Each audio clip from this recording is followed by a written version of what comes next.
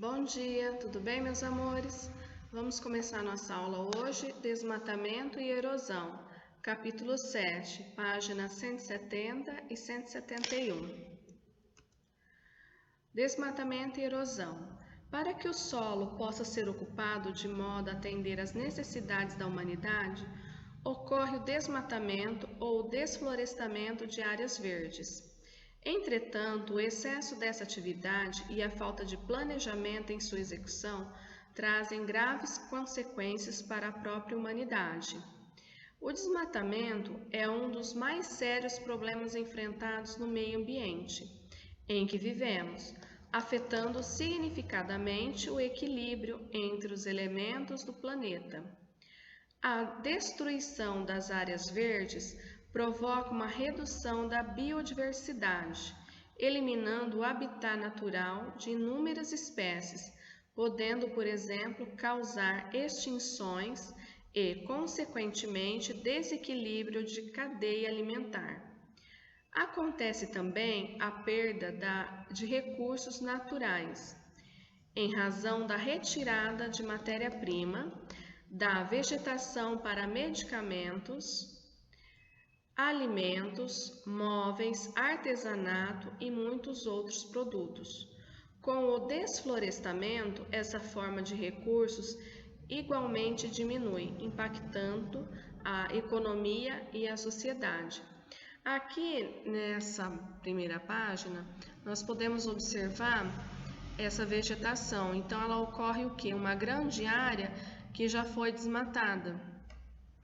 Tá? Então, ele diz aqui nesse texto o seguinte, que o desmatamento ele vai causar sérios prejuízos ao ambiente aonde nós vivemos. Isso vai o quê? Vai afetar, tá? Vai afetar a todos. Então, ele diz também, redução da biodiversidade. O que é biodiversidade? Lembra? É a diversidade de quê? Plantas, animais, tá? E quando a gente fala plantas, pode ser aquáticas, terrestres, ok? Então, pode ter o quê? Pode ocasionar extinções de plantas, de animais em determinadas áreas. Então, ou seja, vai causar danos para todos, não só para aquela região, mas sim para a humanidade, tá? E diminuindo a vegetação, isso vai fazer com que os animais eles vão em busca de alimentos. Então, eles acabam invadindo a cidade, tá? Então, não é culpa deles. Eles estão em busca de alimento. O homem invadiu o seu espaço. Então, ele sai do seu ambiente em busca, tá? De um alimento para sobreviver. Então, por isso que às vezes a gente vê em algum noticiário, por exemplo, de macacos invadindo, né, casas, pegando seus alimentos.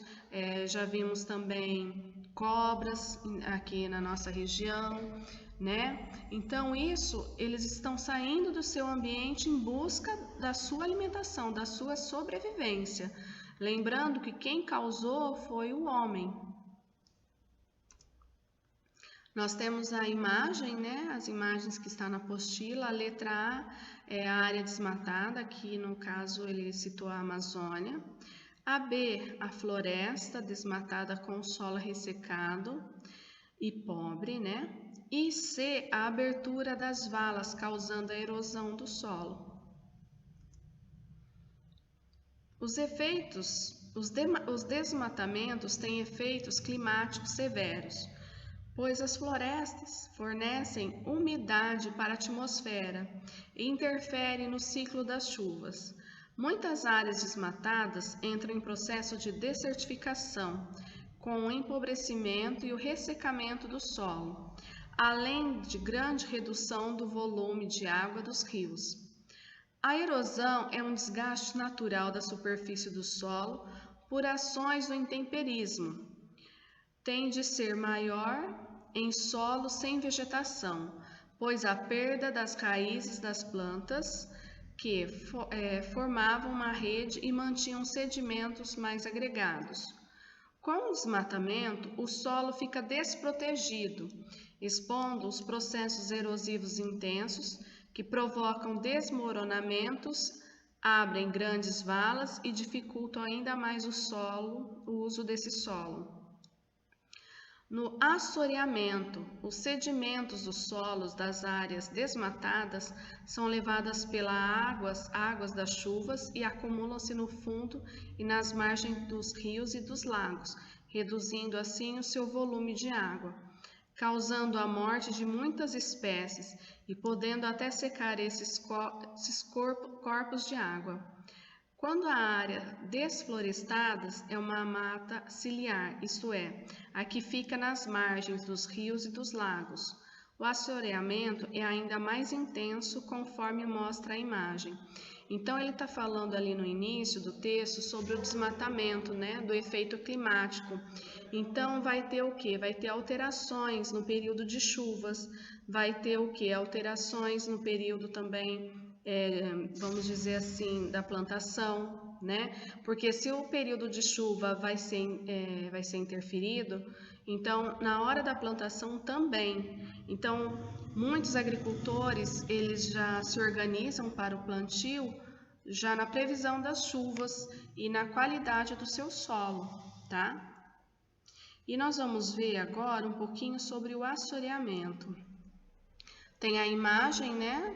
Tem para vocês aqui da apostila da mata ciliar, ali é antes, né? E depois aqui embaixo é a remoção, que ocorreu o desmatamento. Então eu coloquei aqui para você. O que é o assoreamento? É o acúmulo de terra e lixo no fundo do rio. Isso acontece porque o curso de água não possui matas ciliares. O que são matas ciliares? Árvores, gramas e arbustos. Então ele fica antes do rio, perdão. Então antes de chegar no rio, então tem essas matas ciliares. Sem a proteção das matas ciliares, a chuva ou o vento acaba levando uma grande quantidade de terra para dentro do rio. Então vai ocasionar algum prejuízo. Esse tipo de fenômeno aumenta a quantidade de enchente, eleva a temperatura da água e reduz a capacidade de navegação. O rio assoreado pode perder parte da biodiversidade. Então, o que é a biodiversidade? É a grande variedade de formas de vida, animais e vegetais. E pode levar até o desaparecimento, a extinção deles. Para evitar esse problema, deve acontecer reflorestamento nas áreas mais próximas à margem. Bom, pessoal, nós terminamos esse capítulo. Vocês vão fazer agora a atividade da página 172, 173, 174. Tenham um bom dia e até mais. Beijos! Depois que chove, sempre aparecem algumas poças pelo caminho. Já reparou? Então você deve ter notado também que alguns tipos de solo acumulam mais água do que outros. Sabe por que isso acontece? Por causa da capacidade que os solos têm de permitir o escoamento da água. Para entender melhor, que tal fazer um experimento com um solo engolidor de água? Para isso você vai precisar de 2 garrafas PET sem tampa, uma tesoura sem ponta, 2 filtros de papel, daqueles usados em cafeteiras, areia, argila, água e 2 etiquetas. Com a tesoura sem ponta, recorte com cuidado as 2 garrafas PET ao meio. A parte de cima de cada uma vai se transformar em um funil e a parte de baixo em um copo. A seguir, encaixe cada funil no seu respectivo copo, com um bico apontado para baixo. Em um dos filtros de papel, coloque a areia, no outro, a argila.